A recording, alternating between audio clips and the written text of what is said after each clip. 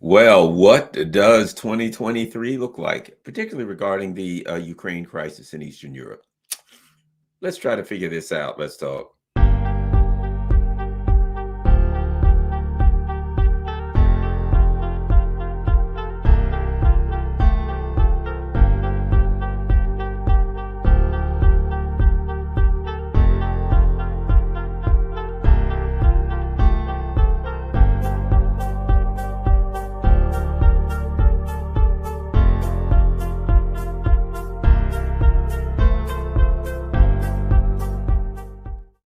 Hello, Garland here, and let's try to figure this thing out. Now, keeping in mind something, and let's be, pretty clear about this.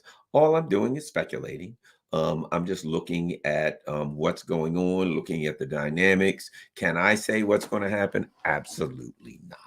But we can chat about it a little bit. We can try to figure this thing out and throw in some of the factors that will contribute to the outcome of 2023. One may look at 2023 and say, this is not the end, this is the beginning. It's the beginning of a totally different world in many, many ways. So let's start here. Let's start with the big question that everybody is, oh my God. And this is, I guess, it's the obvious question, right? It's the obvious question that every human being, I guess, has to ask every single day about themselves. The question of existence, right?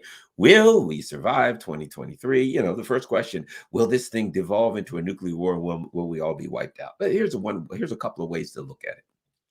Number one, I've been like watching the news and uh, uh, people are dropping dead, of heart attacks for no reason. So, I mean, the fact of the matter is to question whether or not we're all going to be here, whether any of us are going to be here. Well, some of us won't.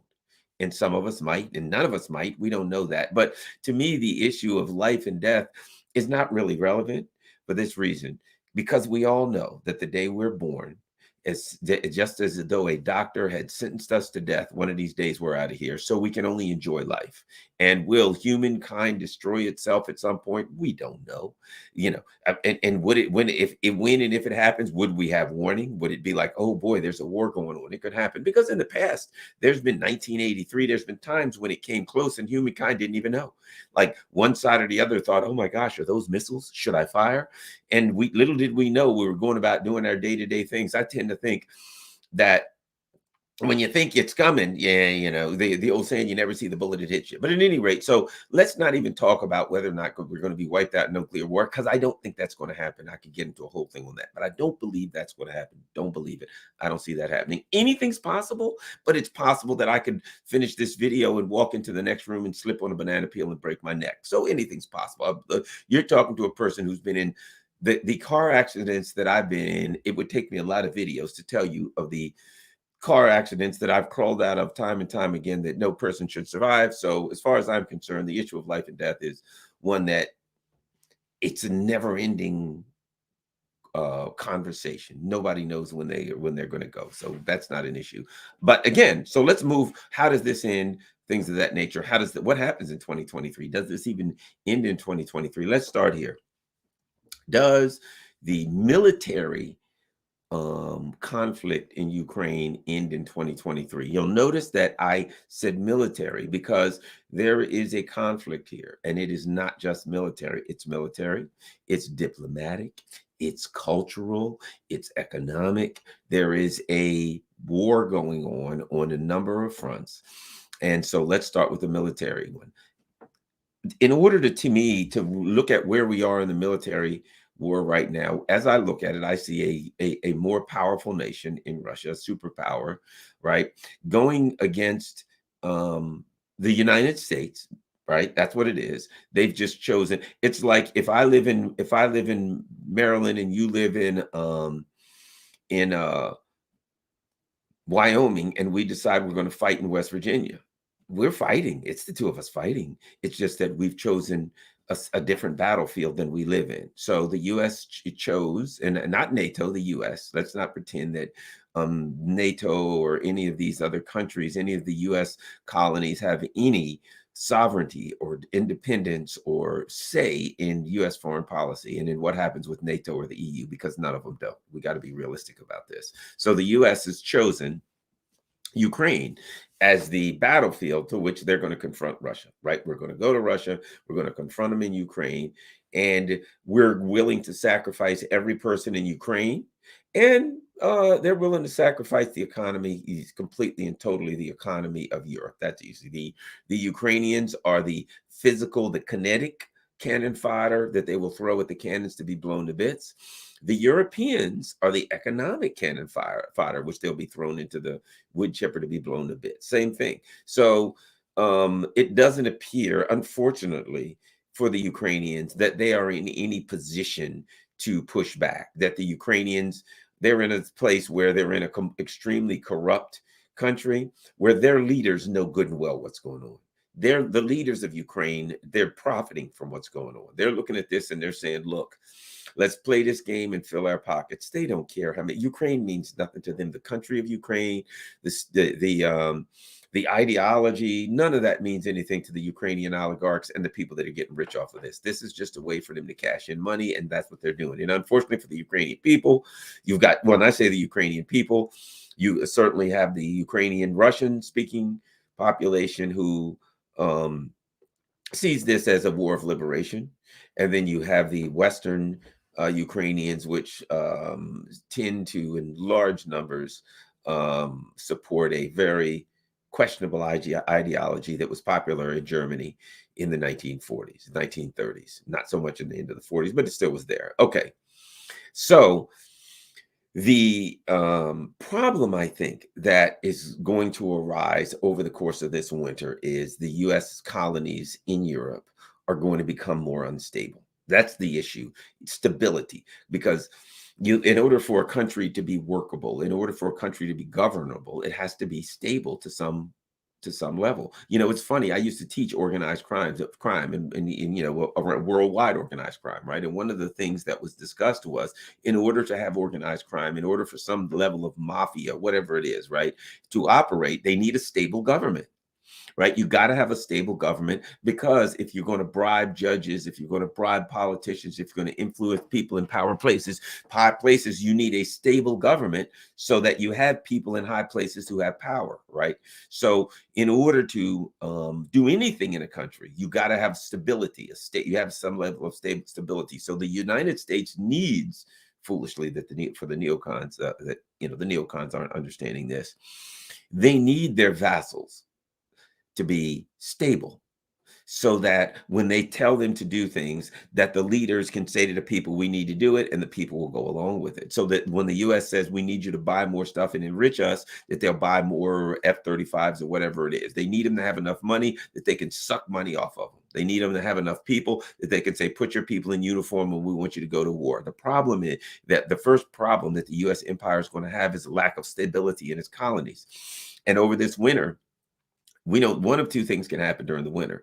Either the European countries can make it through the winter for the most part, but they'll be dealing at some point. It looks like there may be rolling blackouts.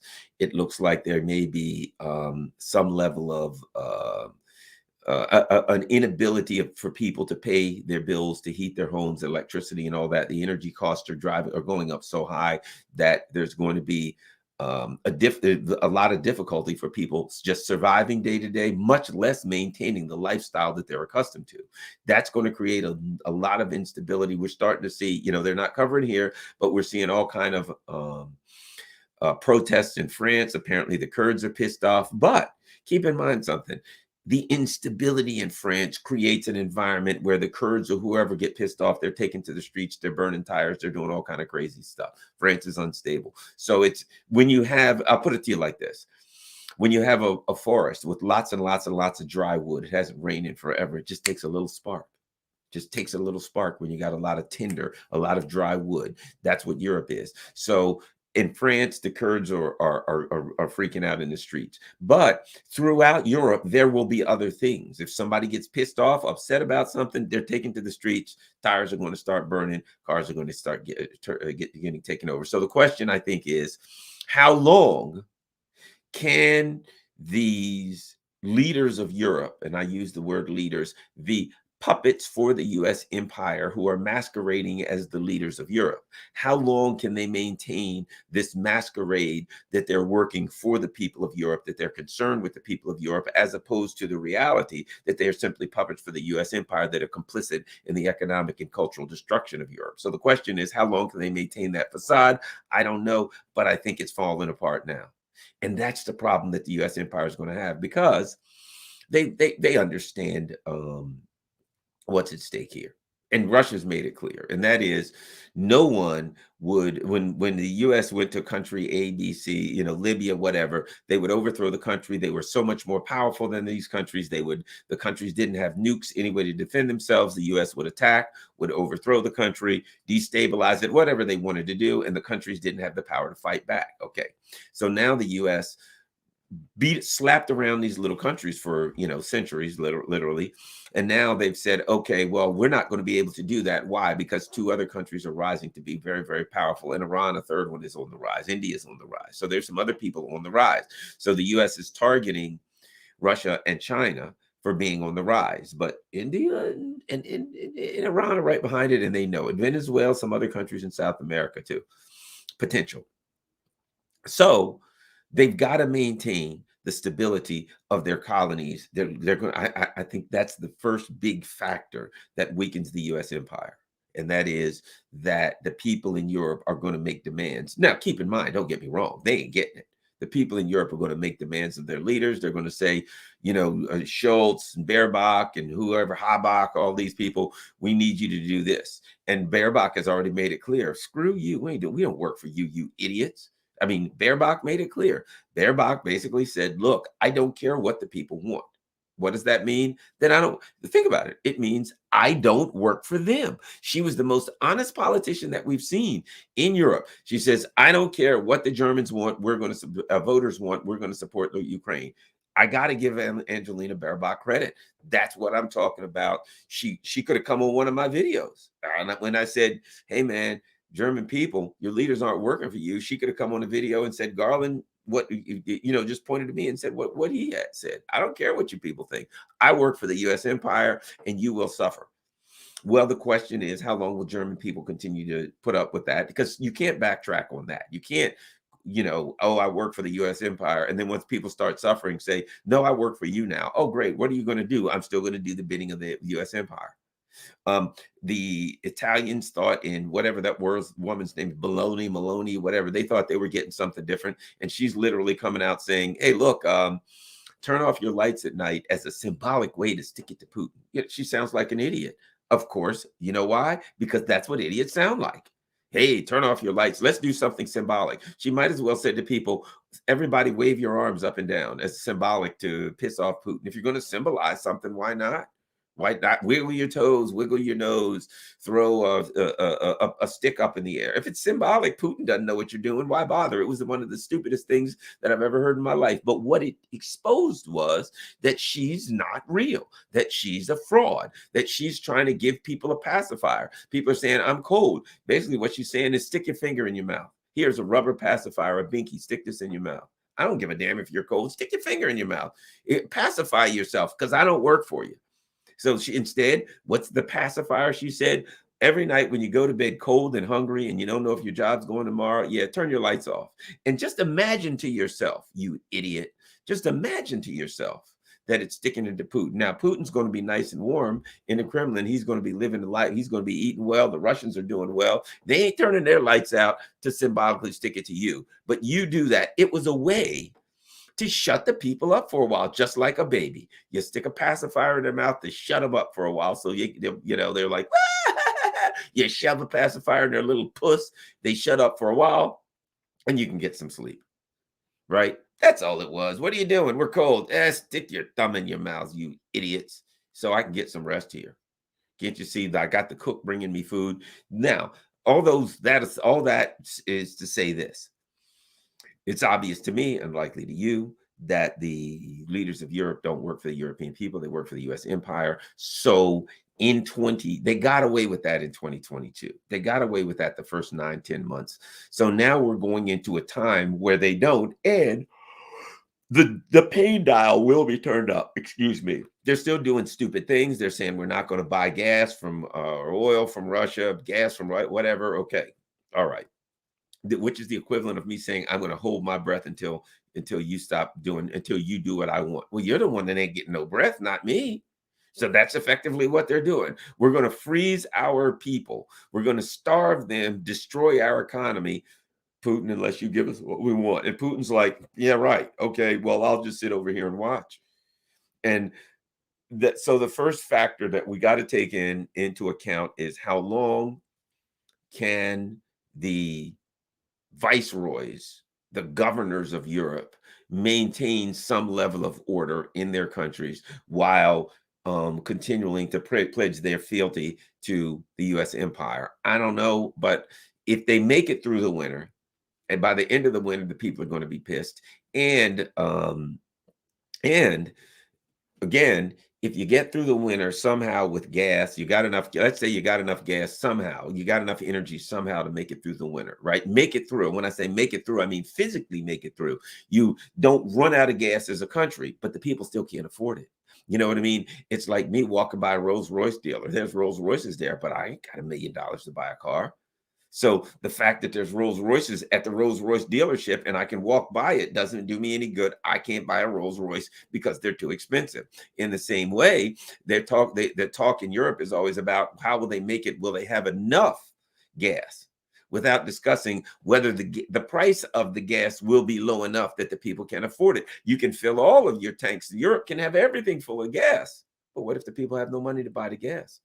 So and as that occurs, the bleeding of industry out of Europe into the US is still going on. So the US doesn't care. They just want to really hold it up as long as they can, hold things up as long as they can till they can get that industry moved here. And then screw you, Europe, you can do what you want. Go ahead and starve then. Hold it together until such time as they get all of your industry moved here, shipped over, and then you can go on about your business and do what you want.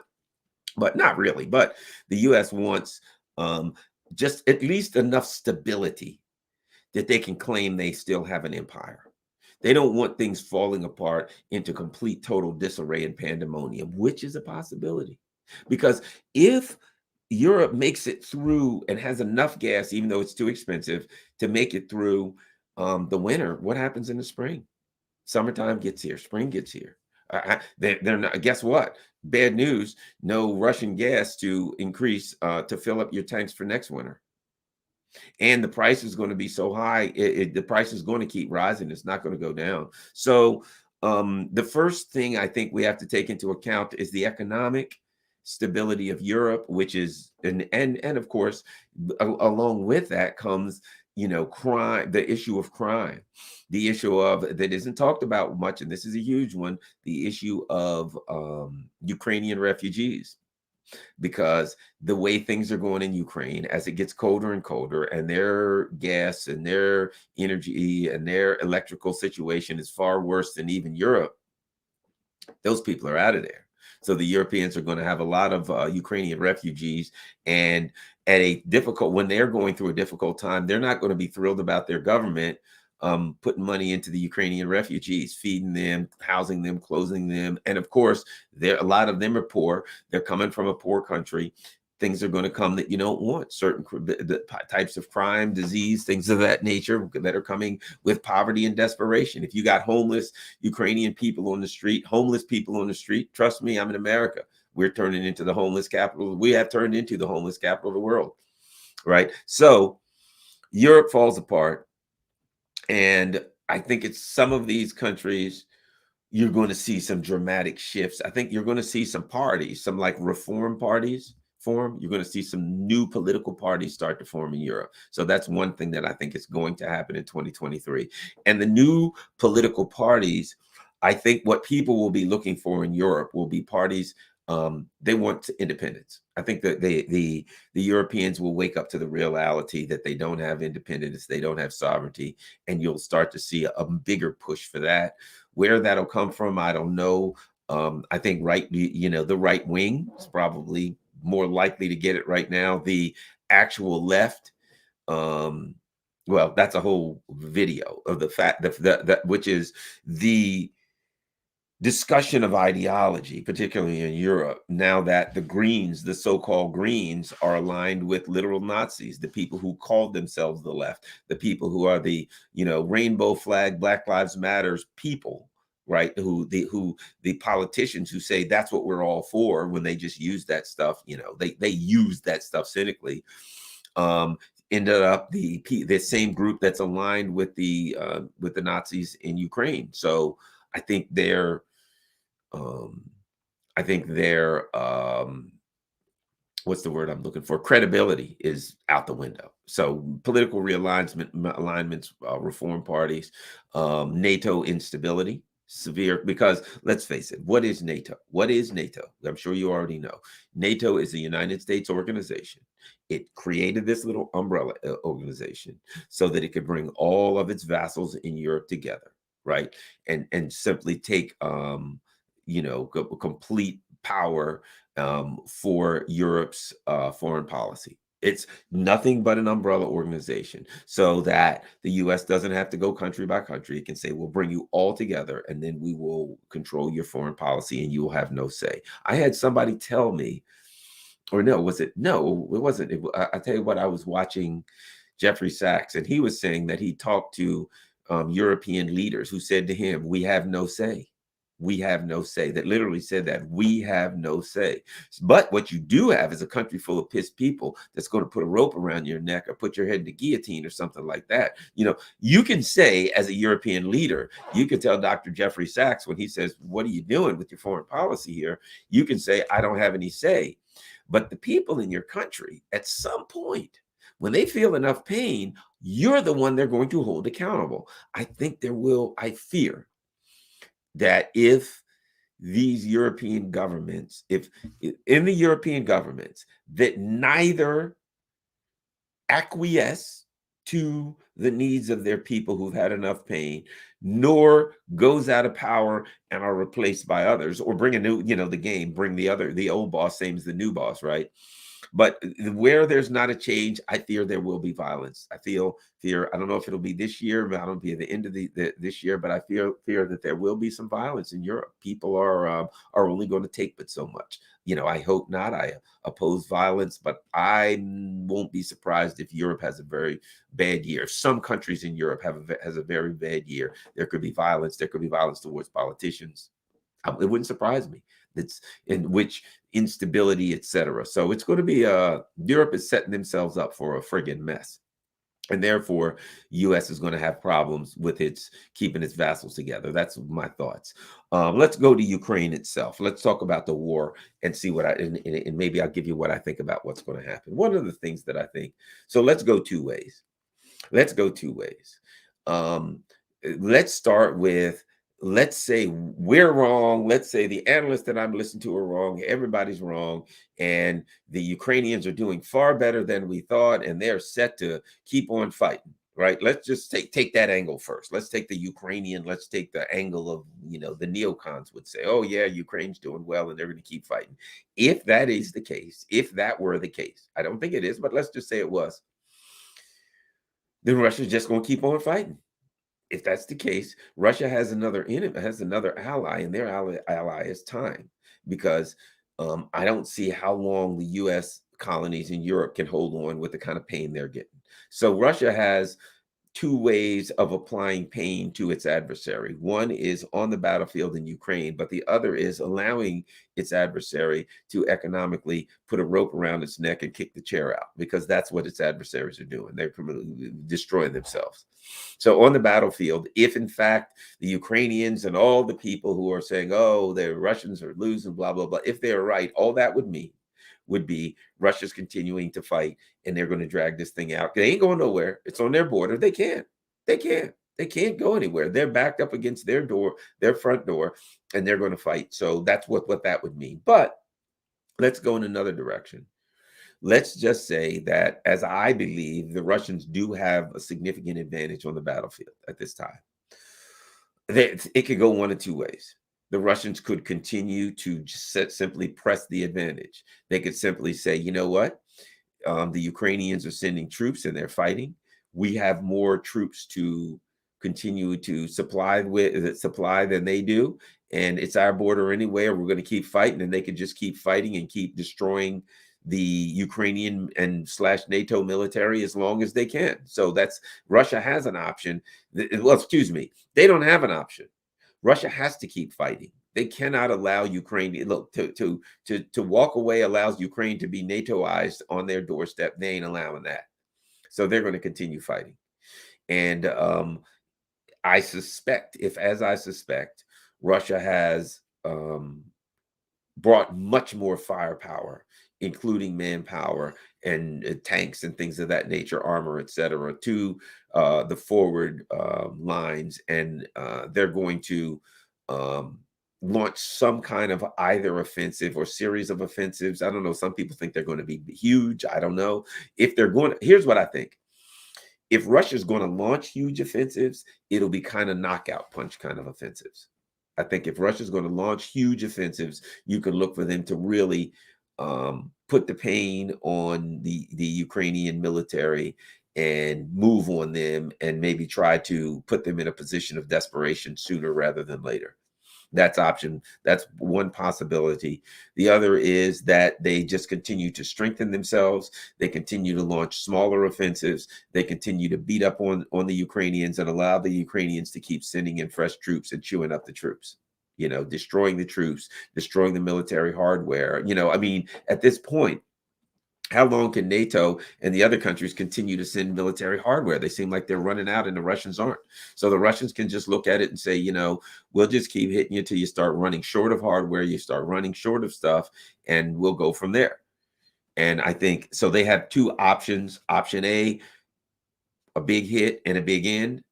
Option B, which I think to some extent would be a relief for Europe. We've already heard that the Germans have said at the beginning, there were statements that the Germans wanted it to be over quick. So I think the Germans, now Olaf Scholz has made some statements. I think we can do business with the Russians afterwards.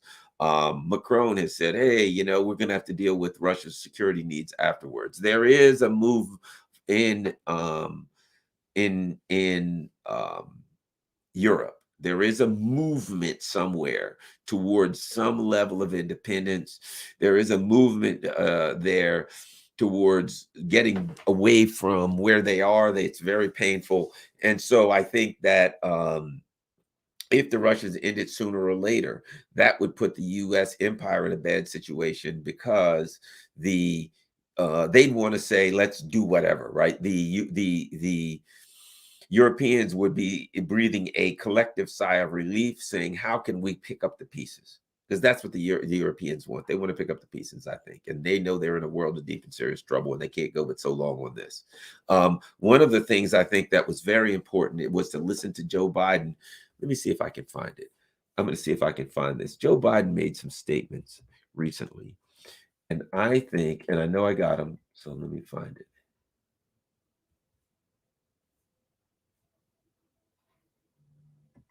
Is this it? Okay. Let's look at this together. This is from a great article. And I think we should, this is definitely salient to this conversation. Okay, let's look here. Ukraine war tolls death knell for NATO, right? Logically, the option open to the EU at this point would be to disengage, but that becomes an abject admission of defeat, and it will mean the death knell for NATO and Washington's transatlantic leadership goes kaput. Absolutely. Now, listen to this. This is important. To quote Biden, now you say, why don't we just give Ukraine everything there is to give? That's when he was talking the other day at the press conference with Zelensky in town. Well, for two reasons. This is very important. One, there is an entire alliance that's critical to stay with Ukraine, right? So he's like, I can't give Ukraine everything they want. And he first brings up, well, we've got an alliance that's critical to stay with Ukraine. You hear what he's saying? It's critical. In other words, what's critical mean? It means we can't survive without it. So let's keep going. And the idea that we would give Ukraine material that is fundamentally different than is already going there would have a prospect of breaking up NATO and breaking up the European Union and the rest of the world. So what does he say? I can't give weapons to Ukraine that I won't give to France and Germany. Okay. Or they'd walk on me. They understand it fully, but they're not looking to go to war with Russia. They're not looking for a third world, right? War, right? Listen to this. I've spent several hundred hours. Now we know with him, several hundred hours is, it could mean 5 minutes. But bottom line is, let's interpret this. I've spent a lot of time face to face with our European allies and the heads of state of those countries. Listen to this. And making the case as to why it was overwhelmingly in their interest that they continue to support Ukraine. So what does that tell you? Why would he have to spend a lot of time saying it's in your interest to support Ukraine? There's only one reason. You don't have to do that if they're on board. It's because they ain't on. They want out. Hey, man, we want out. Oh, it's in your interest. Here's why. But we want out. It's in your interest. There's another reason why we want out. You see what I mean? He tells on himself right there that his allies are saying we want out, and he's saying he's making the case as to why it was overwhelmingly in their interest that they continue. Well, here's the thing about it. If something's in your interest, does anybody have to tell you? If you look and there's $100 bill on the ground, does somebody have to say to you, it would be in your interest to pick that up? No, you know what's in your interest. What he's doing is he's saying, I'm convincing them to stay in. It ain't in their interest. Let's go on. They're not looking to go to war with Russia. They're not looking for a third world war. That also tells you something also. That all this talk of the U.S. that says, yes, the U.S. wants to get involved. The U.S. wants to attack Russia. The U.S. wants to launch a decapitating strike on this or that. Here's what we know. Here's what Joe Biden just told us. Europe is saying, hell no. The European leaders are saying, first and foremost, we don't want to go to war with Russia. We don't want a damn war on our continent. We don't want World War III. They're making it clear to him. And that has to have an effect on them. Okay. Biden realized at that point that, quote, I probably already said too much, and abruptly ended the press conference. He probably forgot that he was dwelling on the fragility of Western unity.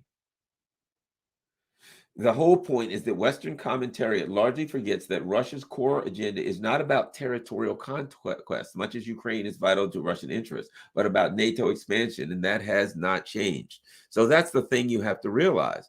Russia's not trying to take a country. They're not trying to take, are they taking the Russian-speaking areas of Ukraine? Absolutely, yes, but those are Russian-speaking people, and that's about protecting people of their own ethnicity. Yeah, one would expect something like that, right? But are they there to take this or Poland or this, whatever, this foolishness that, after Ukraine, they're going to invade France? No, this is about NATO expansion. And so it's about, and what is NATO expansion about? Two things: making money for the weapons industry, right? One. And number two, surrounding Russia with bases, expanding up to Russia's border so you can eventually destabilize Russia and take over the country. That's what NATO expansion is about. Well, Russia is making it clear that's not going to happen. And Russia's also making it clear, if that's your goal, you're going to have to fight early rather than later. Russia's saying, we're not going to wait for you to just surround us and take over Ukraine and take over Georgia and take over and circle us on our border and completely take us out to a defenseless. No. So what Russia's really saying is this. Let me just distill it down. If you are going to try to surround us and choke us out, you're going to have to be willing to fight to do it. Russia's saying, we're not saying you can't have bases on our border. We're not saying you won't come up right up to our border, but we're saying you're going to have to be willing to fight to do it, right? I'm not saying somebody can say, Garland, I want your computer. I can say, you can get it, but you got to come through me to get it. You can have that. That computer's yours, but you're going to have to fight me to get the computer. Not saying you ain't going to win or lose, but you got a fight coming if you're going to get the computer. If you want to fight, you can fight, but I'm going to defend that computer. Let's go. With my life, and it's a fight to the death, by the way. Whoever gets the computer is going to be the one that's left alive. And you know what? I got a bomb in this room. So when my heart stops, this bomb goes off in my office. So guess what? Either you walk away or you keep fighting for the computer. And if I die, it's a fight to the death. And if I die, then you'll be blown to smithereens. You're never getting a computer. It's just how you figure it out. And that's what the Russians are saying. Look, here's where we are. If you want to come to our border, you're going to have to fight, and it's a fight to the death. And if it gets to the point where we're going to die, we're going to nuke you and blow you to hell. In other words, you ain't never getting what you want. There is no possibility that you're ever going to get. That's the reality. Think about that. Think about the reality of what Russia is saying. Not only are you not going to overthrow Russia, not only are you not going to balkanize Russia, you're not going to surround Russia with bases in Georgia and Ukraine. And if you're going to try to do that, you're going to have to fight. And if you should happen to win, we're going to nuke your ass, and you can nuke us, but you're going to die. So what you're on is a suicide mission. Do you want to continue with the suicide mission or not? And so what happens is this. I think in 2023, maybe sooner rather than later, I think Russia defeats Ukraine. I've said all along, don't forget, people say, how does this end? Does Russia defeat them on the battlefield? Are they all running? The term I believe that happens here is collapse. Right? Let's say you can defeat somebody where you hit them, bap, bap, bap, bap, bap, and you punch them and knock them out. Or you can hit them so many times that they can't fight anymore. You hit them, you knee them, you elbow them, you poke them in the eyes, you chop them in the throat, strike, strike, strike, strike, strike, strike, strike. You ever seen those fights where sometimes, like on a martial arts movie, somebody goes, whap, whap, whap, whap, whap, hits a bunch of guy so many times, the guy's just standing there like that, and he walks over and he takes one finger and he goes, boink. And the guy just falls. It's collapsed. His enemy was so badly injured that he collapsed of his own merit. He didn't need you to hit him one more time. I think that's kind of the direction that Ukraine goes. That Russia, when it comes to attacking their infrastructure, right, they pull the foundation of the country out from under them. They keep hitting it and hitting slow and long at their military. You keep sending them, we're going to keep punching them. You keep sending equipment, we're going to keep attacking them. I think Russia just punches at Ukraine, just injures, completely continues to fatally injure Ukraine until at some point you have an economic, a military, and a political collapse. And why that is the way to go for this reason. If they just defeat Ukraine, well, the warmongers here could get some ideas. Oh, the Ukrainians are on the run, they're in trouble. Maybe we'll do this or that. But if they push Ukraine to collapse, if you collapse, there ain't nothing to, if some guy, there's nothing to support. If some guy's fighting, and he's still fighting, I can hand him a stick here, go hit your enemy with this. Right. But if the guy's fighting, and he's standing there like that's about, and I go, here's a stick. He don't even have enough strength to lift his hand to pick up the stick to fight. I try to give him something, a weapon to keep fighting. Here's a sword. Take this sword. Keep fighting your enemy. The guy's arms are at his side and he's staggering around. I can't give him arms. I can't give him anything else because he's in physical, mental, and emotional collapse and free fall. If I hand him a sword, it'll just drizzle out of his hands and he'll drop to the ground and fall. I think that's what Russia's doing to Ukraine. They're just going to keep hitting them until they're punch drunk, and there's nothing left for the West to prop up. There's nothing left. I think Poland is, a lot of people have talked about that a long time ago. It's possible that Poland may want to take some of Western Ukraine, and at some point, I think when the Russians are ready, I don't think they'll push back with so much on it. I don't think they will push back with so much on that.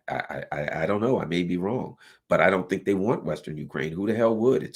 I think it's going to end up a rump state. I think it's going to end up in poverty. I think one of the things the Russians are going to do when things collapse, I think they'll talk about Odessa.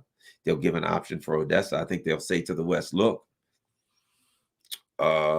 we can make some deals here. And we don't have to take Odessa, but they may not. They may just take Odessa and all the way up to Transnistria, the land bridge. They may just do it because the bottom line is any deal they make with the West, they may not. They're not going to trust them anyway. But if they make a deal, it would be something that they can get now. Money in my hand, as they say. Put the money in my hand. Any deal that the Russians make with the West is going to be something that they can see. Like you will move your stuff back to the 1991 or 96 borders of you will move all of your military hardware off of our borders.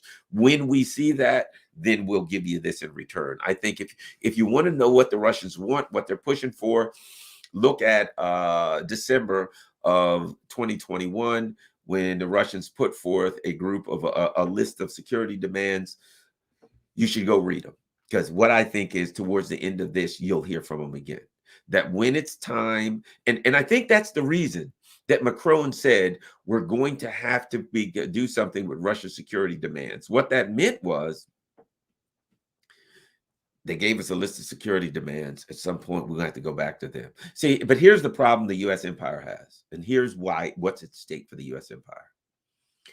Their plan is unipolarity. Their plan is to rule the world, which means that no country can be allowed to rise up as a world power, not even a regional power such as Russia or China. That can't be allowed. So the U.S. empire is about stopping those two countries. The problem is this. They've already risen as world power, so you can't stop them. So 2023 is going to be about it coming home to the U.S. empire that it's too late. There's nothing they can do to stop. You're trying to stop something that's already happened. So the Russians, I think, in 2023, one way or the other, I think the Russians get the upper hand. I think they get the advantage. And then the conflict, here's what's important. The conflict is not really between the Russians and the Europeans. And at some point, that becomes more obvious because the Europeans would like some level of independence, but the people anyway, their leaders are garbage. But in order for the Europeans to be safe, in order for the Europeans to be secure, they have to thwart the neocon ideology. The interests of the Europeans and the neocons in the Biden administration, the neocons in the Uniparty, the Russians, the Republicans, and the Democrats, in order for the Europeans to be secure, they have to thwart the neocon policy. The interests of the neocons are we want to run the world and we'll sacrifice the Europeans or anybody else to do it. And we got to keep pushing and we've got to come up with Russia and we can't possibly lose anything. So I put it like this. The neocons' plan was to surround Russia with bases, to do the Ukraine thing, to weaken Russia and make them very, very weak economically, to destroy their economy, to break Russia down to the point that Putin gets overthrown in their dream world, and then they take over the country, split it up, take all the resources. That was their plan. Well, guess what? When Ukraine falls apart, when that project falls apart, when the Europeans say we need to talk, that's the end of that. That's an admission by the world that the Europeans don't want in this. They've got some level of independence. That dream is over. That what it means is you cannot stop Russia from growing. Now, there's a couple of issues here. That I think to some extent destroys the dream of controlling Russia is inextricably linked and thwarting and wiping out Russia's economy, etc., and knocking Russia back down to size, right? The neocon dream of doing that is inextricably linked to their dream of doing the same thing to China. Why? Because it's the same thing. It is, we want to become powerful, the rules-based order, the unipolar world. Everybody has to do what we tell them to do. No country can arise that could in any way be confrontational to us, could challenge our authority. Russia pops up, proxy war with Russia. We got to stop Russia. You lose that proxy war, the whole argument is lost. The whole argument at that point is lost. The argument is nobody's going to arise. Okay, boom, we went head to head with Russia because we got to knock them down, and then we lost. Oh, darn. Okay, well, if we want to rule the world, well, wait a minute. You just lost to one world power. Now, to go to China, okay, we're going to go to China. We're going to knock you down. The world's going to look at them and say, but you couldn't knock Russia down. So the idea that it's a unipolar world, you went toe-to-toe with Russia and lost in a proxy war and lost in an economic proxy war and an economic direct war and lost in a diplomatic war where you went to around the world. Diplomatically, what happened? You went to Saudi Arabia and said, Saudi Arabia, you're on our side. They said, nah, we're with Russia. You went to Africa. Hey, African people, you were on our side. They said, screw you, we're with Russia. South America, hey, we know, screw you, we're with Russia. So you lost diplomatically. Economically, you went after Russia and you shot at Russia and they ducked and the bullet hit Europe right between the eyes. You wiped out Europe's economy. So you've lost economically to Russia. You've lost. That's over. You don't lost that one. Diplomatically, you lost. They've already. If you think of the war as a three-legged stool, economically, diplomatically, kinetically, they've already lost economically because they've done everything they can, and Russia's fine, and Europe is collapsing. They've already lost diplomatically because, let's face it, what's happening with China and Russia and the Middle East? They're doing business with China and Russia, and they ain't listening to you in the Middle East. Africa, they brought a bunch of African people and said, hey, Africans. And Africans were like, you guys have been screwing us for centuries. I know you better get the hell out of it. That was the Africans, right? That's pretty much what the Africans said to them. They're like, Africans, come over here. We need to meet with you. Listen to us, not Russia and China. And the Africans were like, we'll talk to who we want, number one. Number two, you've been screwing us for centuries. Out of here. Adios, AMF, right? Adios, mofos. That's what the Africans said to him. So they've already lost. Already in 2022, I will argue, the U.S. empire has lost to Russia diplomatically and China because the kinetic war is against Russia. The diplomatic and economic war is against Russia and China. They've already lost. They've lost diplomatically. They've lost economically. The only thing left to lose is kinetically, and that's coming too. And it would make sense because the neocons can't do anything. And one of the things that people don't take into account, and that is what happens when the neocons are totally and thoroughly discredited. Because, okay, let's say, for instance, the neocons say, oh, darn, everything's lost. All right, the State Department, Blinken, calls over to the Pentagon. It says, all right, look, damn, we lost everything. Just fire the nukes and kill everybody on Earth. You know, there may be people that aren't up to really down with that idea. There's some battles going on between State Department and military and the what do you call it? The intelligence communities now. So the idea that the neocons can just call over and say, let's wipe out humankind, and there'd be no pushback, that everybody be like, oh, what? We'll wipe out humankind? I'm down with that. No, I suspect there'd be a bit of pushback for them starting World War III or ending World War III abruptly, right? So I don't think it's that easy. So, but what about this? Let me throw this out at you.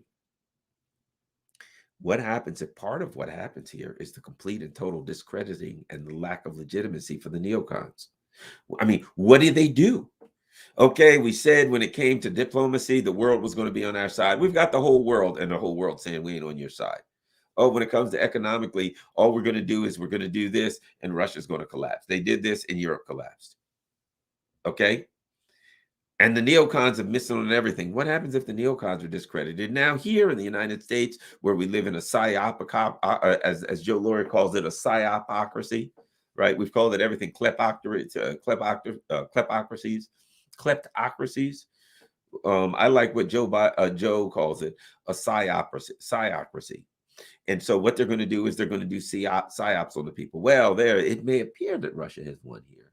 But in reality, they're out. Russia's been out of missiles since a week into the conflict. They've been out of missiles, so they can just give the people psyops. Yes, we won. Russia went out of missiles. Don't believe your lying ear and eyes. It's all the reason that Russians are now in Ukraine and they're building bases and they're defending everything and they pushed the Ukrainians to the other side of the river. The reason is because they lost. I mean, they can do that, right?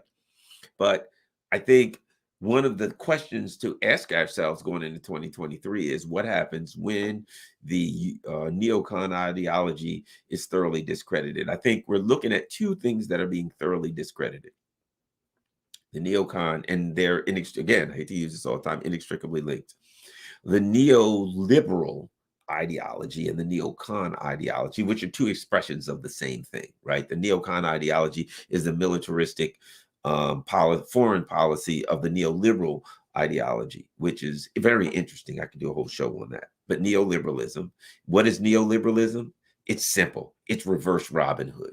It's rob from the poor and give to the rich. That's what it is. It is you get rid of all your taxes on the rich, and you heavily tax the poor. You find alternative ways to get extra money from the poor. You extract money from the poor and the working class. You put it in the hands of the rich. And of course, you have to make sure you keep the working class at each other's throats. That's neoliberalism. And then you go around the world and expand because you need more resources. You need more victims, things of that nature. You need people to exploit. In other in order to keep your self-serving racket going.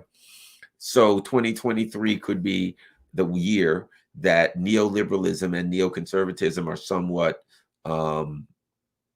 discredited, and neoliberalism is discrediting.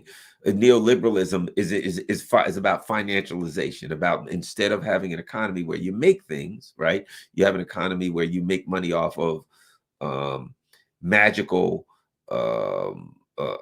financial tools like, derivatives and asset-backed securities, things that people don't even barely know what the hell they are, even the people selling them. So that's why you can make money off of them, because it's voodoo magic on Wall Street and in London. So bottom line is that I think really either gets discredited or starts to get discredited, and part of it is because we're going to see an economic crash in Europe that's so bad and so clear and so obvious that the usual, and might I add this, because of the dollar, because of what's going on, de-dollarization, what they're going to have is this neoliberalism. It's very interesting about it. I'll say it's about neoliberalism. It is an ideology that says the government should not regulate things in any way. The government should not be in any way involved in the economy. It should regulate nothing. They just allow the economy to do whatever it's going to do with no government interference. However, paradoxically, what neoliberalism eventually does is it drives the economy into such a desperate state that the only way it can be saved and revived is through government intervention. Isn't that interesting?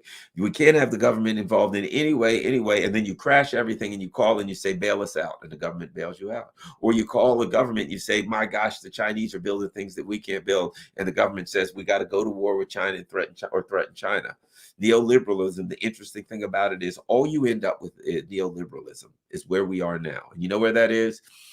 Where competing factions in the ruling elite, right, are fighting it out.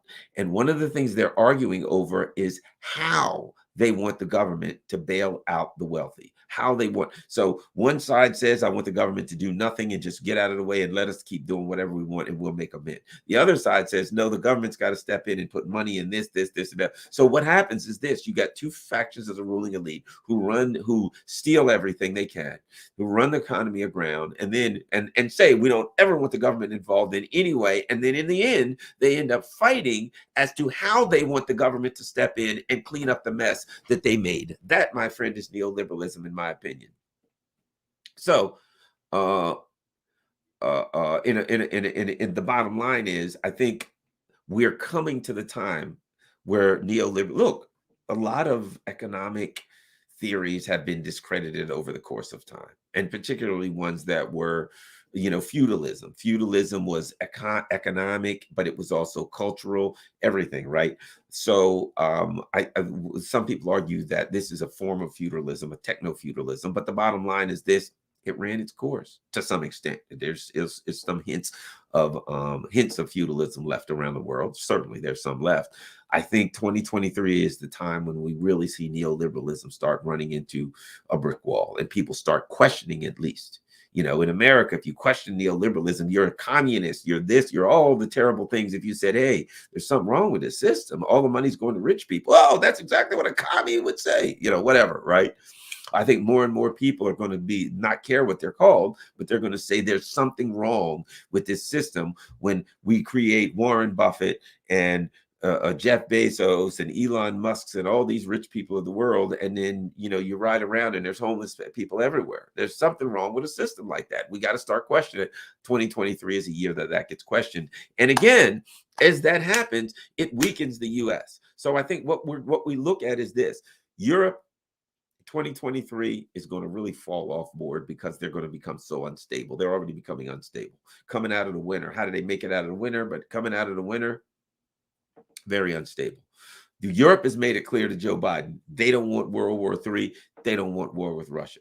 I don't see how Joe Biden gets World War III or war with Russia. As he said, and it seems to me that based on what he said, Biden said, I've spent several hundred hours face to face with our European allies and the heads of state of those countries, making the case as to why it was overwhelmingly in their interest that they continue to support Ukraine. They understand it fully, but they're not looking to go with to war with Russia. They're not looking for World War II for World War. So the bottom line, for a third, they're not looking for a third World War. So the Europeans have made it clear they got a limit that they draw. So that could also have something to do with why there's some hesitancy to send certain weapons. The pressure from Europe may be, if I feel like you guys are getting too close to a third world war, some of us are going to have to get off the bandwagon. And then, so that's one part of it. So again, that says to me that it's going to be difficult for the Americans to up the ante in the way that neocons would want to, because they've got some people who are barely clinging on. If they start upping the ante, these people are going to start dropping off. And I think they recognize that. So it's going to be hard for them to up the ante. And the people are making it clear, this is where we draw the line. We're not going to have a war in Europe. We've been down that road before. So no, we're not going to do that. I think one of the interesting things that we will revisit and that we will talk about again in 2023 is the Nord Stream pipeline. I think in 2023, we will revisit that. I think that's not going to go away. And I think that conversation will wake up again. They're running and hiding right now. They're doing some investigations, supposedly investigation. And we already know, come on, let's not be stupid. It's almost like when the Twitter files came out. The Twitter files came out. It was great to see some data that we could point to. But when we pointed to that data, what did we say? We looked at that data and we said, there we go. That substantiates what we already knew.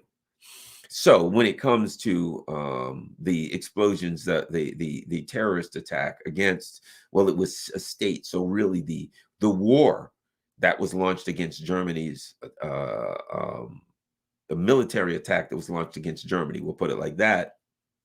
Everybody knows who it was.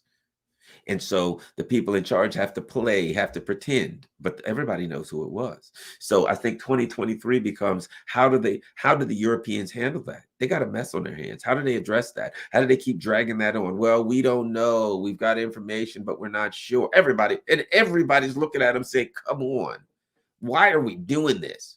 We know, everybody knows. And we also know you can't say. And what would be something I would look out for, if in fact, let's face it, the leaders of these countries have kept their mouths shut. France, Macron, etc. None of them dare say we know the U.S. did it. But Schultz, none of them dare say we know the U.S. did it. We know the U.S. attacked the infrastructure. What happens? Let's look into 2023. Who says that? When do we hear that from any of the leaders? Do we hear that from any powerful people? They dare not say that. That would be something to look for if somebody says, yeah, well, everybody knows the Americans did it. I think the Americans will live to regret that. Well, the neocons don't regret anything, but the people here will look at that and say, that was a bad turn for us. That's not going to work out well for us in the long term. And it's not. It was a bad move. It was a stupid, boneheaded move, but it was a neocon move. They're idiots. If you're an idiot, that's a perfect move. It's an idiot move, right? So they're going to pay a price. That's going to be something, I think, a significant thing that's going to help destabilize and dissipate the support in Europe, particularly in Germany, for this Ukraine thing. So going in here, I guess that's where I am. I think going into this, I think we can say that the big thing I see is the support completely dissipating in Europe. That's the big thing I'm going to see. The pain in Europe, the economic pain in Europe. There's going to be people who say, I want Russian energy again, man. I don't like this. I want to go back. I think the relationship between Russia and Europe can never be the same. But I do believe that the Russians are businessmen. And if the Europeans come back and want to buy gas, they'll sell them. They're businessmen. They'll sell them gas. They ain't going to hug them. They ain't going to love them. They'll sell them gas at market price if they want to buy gas at market price. They'll provide the gas. It's business. And I don't blame them. It's like, look, I sell gas. If you want to buy gas, you can buy it. You want to listen to those idiots? Don't listen to them. It's up to you. And it is a link between Russia and, it's a powerful link. And again, you know what it would mean? What did the U.S. do? The U.S. was pissed because a big part of this was the Nord Stream 2. They couldn't take it anymore. Now we got to have a war. We got to break up Europe and Russia, right? in a way, think about this. That would be the biggest move for Russia. If Russia was, because what did the US want? They want to isolate Russia, blah, blah, blah, right? If the Russians started to sell gas again to Europe, that's the damn thing that the US didn't want. The US wants to sell the two things. Number one, they don't want Russia and Europe to have any kind of economic or business ties. Number two, they want to make the money because they want to sell the more expensive LNG to the Europeans. And last but not least, they want to weaken the Russians. If the Russians go back to selling gas to the Europeans, strategically speaking, it defeats all three. Guess what? They got business ties with the Europeans again. Guess what? They got energy ties, the economic business energy ties with the Europeans again. Everything that the US wanted to separate Russia, to weaken Russia. Guess what? They're selling plenty of gas. Again, they're already selling, but they're making even more money. The Russians have went out and got all these new customers, built all of these new customers, which is great. You can make money off of new customers. But what happens if they build all these new customers and the old ones come back? They're really paid now, aren't they? The Russians are really paid now. They're sending all of this money to Asia, all of this, all of this stuff all over the place. And now the Europeans are back paying a high price. So they thwart the US in every way, shape, or form. So if I'm the Russians and this thing ends and the Europeans want to buy energy, I sell it to them. I sell it to them. I sell it to them, if nothing else, for number one, strategically speaking. I'm stronger because I make more money. I'm making money, but I make more easy money to these people right next door. Not only that, they can use Turkey as a hub and they can strengthen Turkey. Turkey has shown, look, Erdogan's got issues, right? I'm not a big Erdogan fan, but I'll say this, at least Erdogan stands up for freaking Turkey. You may not like Erdogan and you may have issues, but at least he stands up for Turkey, unlike the US vassals who throw their own countries to the meat grinder. So they do that. You run it through Turkey. You strengthen Turkey and you strengthen your relationship. Turkey's a powerful country. Turkey's a big time player. It wouldn't hurt Russia to have a good relationship with Turkey. So you run your gas through Turkey. It strengthens Turkey's economy. You tighten your ties between Russia and Turkey. And again, guess what? You're hitting an elbow to the neocons. Turkey is the second largest land army in NATO with like between 600,000 and 700,000 people. So it's huge. So that's what I would say. Yes. If I'm the Russians, I do that. I go back to that because it's one thing for the neocons in the US to lose in Ukraine. But the other thing they wanted was to separate Europe economically and from the perspective of energy infrastructure from the Russians. The Russians go back to selling gas. Not only have they won on the battlefield, they've won as far as getting the relationship with the Europeans that that America doesn't want. And as long as Russia has some kind of a business relationship with Europeans, it makes it harder for the US to argue the Russians are going to invade you and attack you. Nah, not when they get money from you. You're a business partner and you're paying me and I'm selling you and you're giving me billions of dollars a month. I ain't invading you. That's the problem. It made it hard for them to make Russia the enemy because the business ties were strong. So I look for Russia strategically. They ain't going to trust the Europeans. They're going to like the Europeans. I think they'll do some business with the Europeans. That's what I think happens in 2023. I think this thing ends. I think the Europeans look for a way out. I think they start trying to buy some things back from Russia because they're going to be in a bad way by the end of the year. How do they make it in the next winter? That's the other thing. How do the Europeans make it in the next winter? And again, if they could fill their reserves with LNG, I don't even know if their reserves will hold. Remember, LNG, liquefied natural gas, is something different than natural gas. I used to, I know enough about that stuff. I've worked in that field a little bit when I was doing security. I've worked on a security plan for a Cove Point liquefied natural gas plant in Calvert County on the Chesapeake Bay. So I know somewhat about LNG. And so I don't know I don't believe you could store it in the same tanks that you store regular natural gas that has not been liquefied. To liquefy it, they use liquid nitrogen to make it really, really cold. And because it's gas, they make it so cold that it turns into liquid. And then they can store it, they can move it. And then when they bring it back, I don't remember if it's 13 or 18% oxygen that you have to mix it with. So now it becomes regular old gas and it's flammable and you can burn it again. So there's a process and it's very expensive. That's why there's a processing process. That's why LNG is more expensive than regular gas.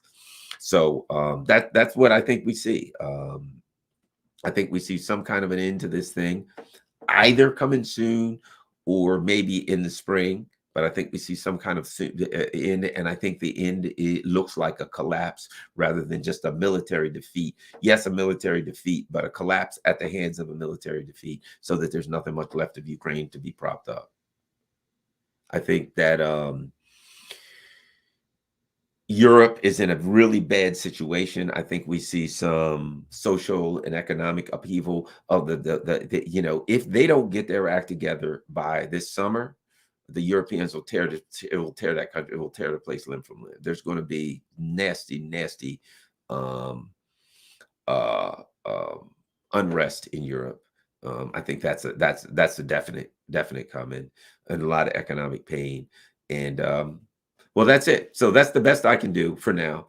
I do think that the U.S. there's going to be instability here, wherein the Republicans and the Republicans and the Democrats are going to look. It's a uniparty. The uniparty is going to get together and they're going to pass laws that's going to screw the working class. That's a given. They're going to give more money to the military. And I think they're going to be getting more and more discredited here. I do see, here's the other thing. Let me add this. There's some things happening here. I think the anti-war movement is going to start waking up this year in the US. That's what I think happens too. That's a prediction of mine. The anti-war movement, I see some things happening. I see some things being planned. The People's Party, some libertarian organizations, some lefty organizations are starting to come together. I think that's a good thing. I think that's a very, very good thing. And so that's the other thing. The anti-war movement starts to wake up, at least in the US. We'll see about anywhere else. All right. Thanks a lot, everybody. Let me look. Let me look at some super chats. Good old Sparky. In neo-feudalism, the religion is climate change or Trump derangement syndrome rather than a traditional one. Yeah, and look, in neo-feudalism, they come up with something for you to be angry about. That's all they do. They come up for you to be angry at, something for you to be scared at, something to be emotional. Thanks a lot. J Mats is a super sticker. Appreciate that. Let's go to Bernard says, EU Euro leaders seem to be inexplicably acting against the interests of their own nations. It's not inexplicable. It is not inexplicable. As I've said before, when you look at an empire, think about the British Empire. When the British Empire took over India and they sent a viceroy or a governor to be in charge of India, that viceroy and that governor was not looking out for the interests of the Indians. It was looking out for the interests of the empire for which it worked, which was the British Empire. Okay.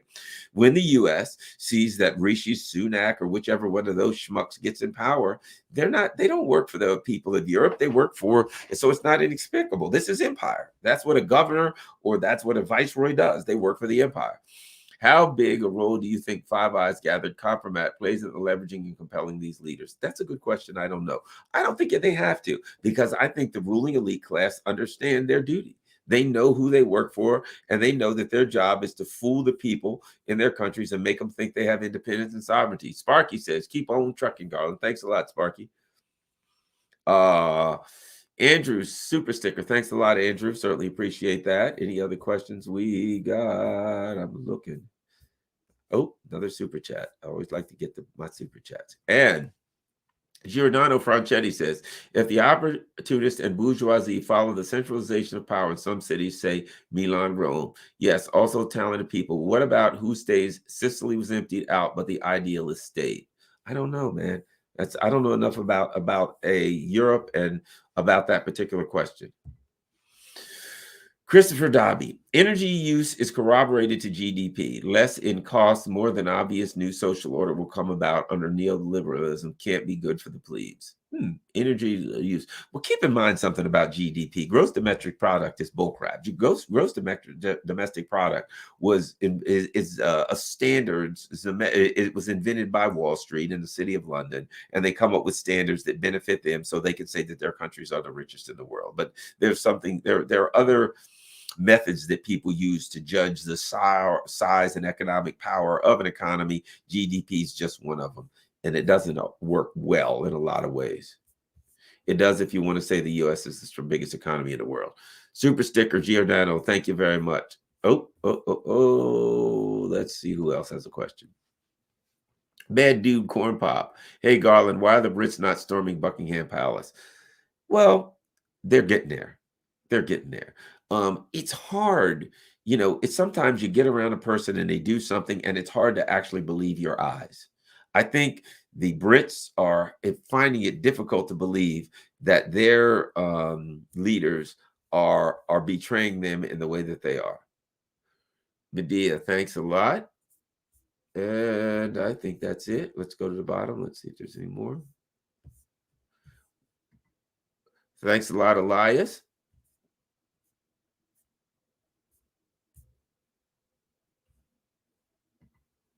I think that's it. Let's check Rockfin. Got a couple people on Rockfin. Gerald Smith says, best holiday wishes to you, Garland, and see you in DC February 19th. Everyone else, please come to DC. That's right, February 19th, Rage Against the War Machine. We hope you have a great New Year, Garland. Appreciate you being here. Thank you very much for Minax Cogitative. So let me show you what they're talking about. RAJE, Rage Against the War Machine. Before I go, for those who might not have seen this, oops, sorry about that. Let's go to present. Let's do this just before I go. Boom. And that is, here we go, Rage Against the War Machine, February 19th, anti-war rally, Washington, D.C., Libertarian Party and the People's Party. Right, so go to there, sign up, and our demands. Look at the demands. Excuse me for yawning. Not one more penny for war in Ukraine. Negotiate peace. Stop the war inflation. And the war inflation, you know what that is, right? Disband NATO, global nuclear de-escalation, slash the Pentagon budget, abolish the CIA and military industrial deep state, abolish war and empire, restore civil liberties, free Julian Assange. I think those are very good things to ask for. Rage Against the War Machine. That's coming. Libertarian Party, People's Party. It's going to grow. So thanks a lot. Make sure everybody go to those websites and go to that website. Follow them also on Twitter. Make sure you follow them online. We got a few speakers already. Let's look at the speakers before we go. I know everybody wants to see who the speakers are. Who do we have? Who do we have for speakers? We got Jimmy Dore. We got Medea Benjamin. We got Scott Horton. We got Garland Nixon. We got David. Oh, David Swanson now. That's awesome. An anti-war executive director of World Beyond War. So we got some things going on. Everybody, follow those people on Twitter. I will say last but not least, thanks a lot. Let me see if I got any more super chats. I don't want to leave anybody out. Thanks a lot. Thank you all. I'm out of here. I will say this, just don't forget, you see everything sliding across there. Anyway, if you can help the channel, if you can't, if you don't have the money, hey, do what take care of your family. If you can do patreon.com/Garland Nixon, if you can do $1, $3, $5, or $100 a month, whatever you can to help the channel. Of course, we got buymeacoffee.com/Garland NH. Why the hell they stick an H on the end? Cash App, you can see that there. $ DC Radio Man. Follow me on Twitter now that I'm back. Make sure you follow me on Rockfin, rockfin.com/Garland Nixon. Rockfin is a free speech platform. And in the event that they throw me off of Twitter, you'll know where to find me on Rockfin. Rockfin is completely free to join. No cost whatsoever to join. However, we do like people to become to become subscribers. It's $14.99 a month, but if you sign up for a year, you get 2 months free. So it comes to $10 a month. It comes to $10 a month if you sign up for a year to Rockfin. Rockfin is a free speech platform, and they don't do any advertisements, and that the subscriber amount allows Rockfin to stay on the air with no ads and only, whatever subscribers. So I appreciate anybody that can subscribe on Rockfin. I certainly appreciate it. I do one Rockfin, all of the creators on Rockfin do one premium show per week, and that premium show is for people who have paid for that. So I do my one a week. At least some people do more, at least one a week. Mine is every Wednesday from 9 to 10 a.m. Of course, I didn't do it this Wednesday because of the holiday with Scott Ritter. So that subscription would get you the show with myself and Scott Ritter every Wednesday morning. Other than that, everything else you're in. So for those who can help keep Rockfin going, certainly appreciated. For those who can, all the other ways that are sliding across there that can help the channel, that's appreciated. Those who can't, look out for your family and take care of your own. Peace. Love you very much. Thank you for being my friends for an entire year and following me. And man, the channel has grown. When I started this year, I think I had, I don't know, 4,000 people, and now we got like 38,000 or something on YouTube. The numbers have gone insane. Thanks a lot, everybody. I really enjoy it. And my email, garlandin@gmail.com. Thanks.